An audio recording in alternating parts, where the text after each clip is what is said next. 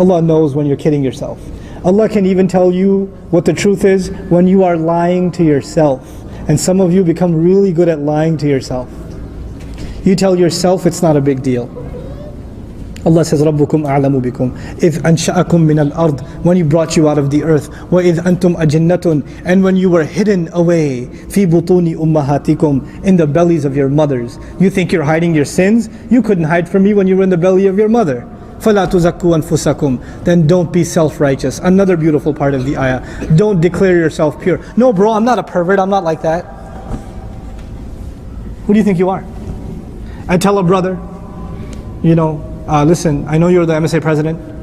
I don't know, she's the vice president, but she's not your mahram. So you can't be having MSA meetings 11 p.m. at night on the phone or on Skype, even better, to discuss the convention, of course. I don't think you should be doing that. No bro, what do you think? I'm a pervert? She's a sister in Islam. We're discussing the convention. It's an Islamic conference. And I don't think like that. Oh, you don't think like that?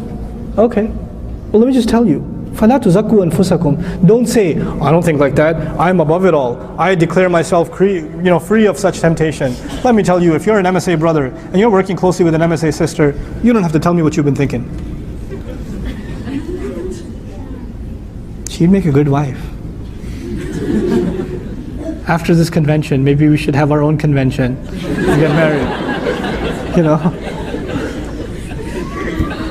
MSA is my favorite. I love the MSA. I love MSA. I love college. And so this is Islamic work. Yeah. And with guys, something else happens. You guys, you turn to the religion, you start praying 5 times, your worldview changes, Islam starts becoming beautiful, and everything that's not Islam starts becoming ugly. So the girl that used to be barely dressed in school and trying to get men's attention by dressing, what my Texan friend calls dressed like a floozy. I love that word. Dressed like a floozy. No longer attracts you, but the sister that's wearing hijab and jilbab, all of a sudden, there's so much noor on her face. You've been looking at her face a little too long, my friend. A little too much. And you're like, this is Islamic love. Because I love her Islam. I love her for the sake of Allah. That's the best one. I love her for the sake of Allah. I don't know what to say to that. But you're really confused about what for the sake of Allah means. At least I'll say that. But so what happens? Shaitan comes to you and says, look, she's a good Muslimah. She's active. She's trying to seek knowledge. She's at the class too. Look, she's in the parking lot. MashaAllah, she dresses so Islamically. MashaAllah, yeah, that would be pretty awesome. You know what? It's okay for you to like a girl. It's okay. It's not haram. It happens in the Sahaba's life. They proposed. How do they propose? Like they never saw her. Like, you're a female, I suppose that'll work. It didn't. No, they liked the Sahabiya and they proposed. This happened. Khadija radiallahu anha liked Rasulullah sallallahu alaihi wasallam. This happened. This happened. It's okay for you to like a girl. But if you're just kind of like, in Urdu we call it taru, right? That's what you got.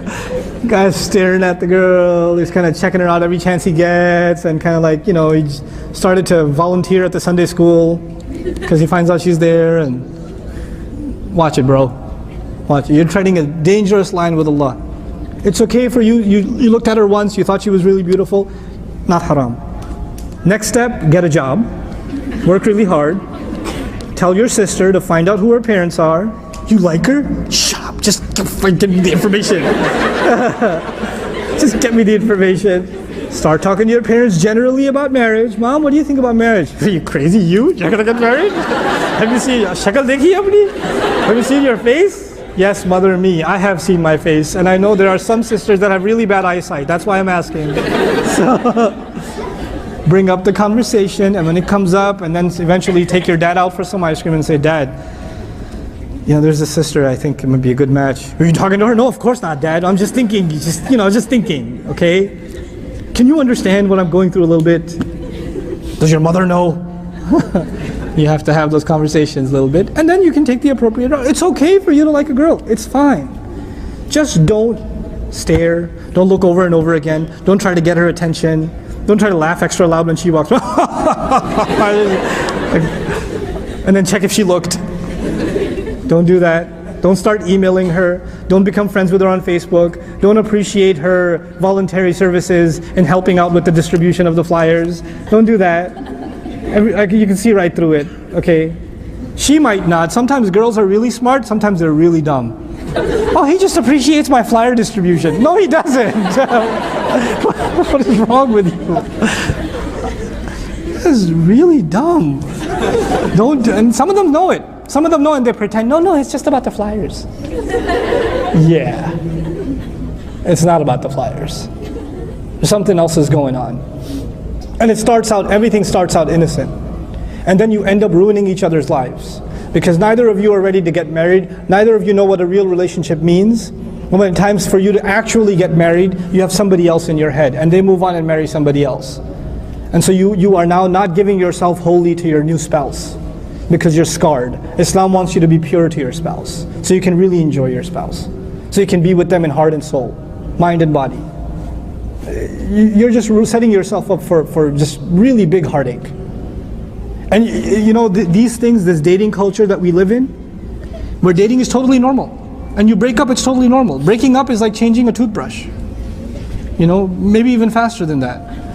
You know, there's no big deal.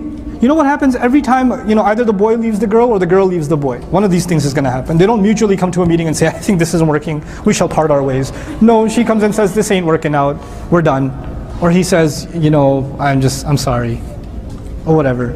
And somebody's left scarred, emotionally scarred. They're crying, they're not picking up phone calls, they become suicidal even, they go through serious depression, the guy or the girl, and then they go on the rebound.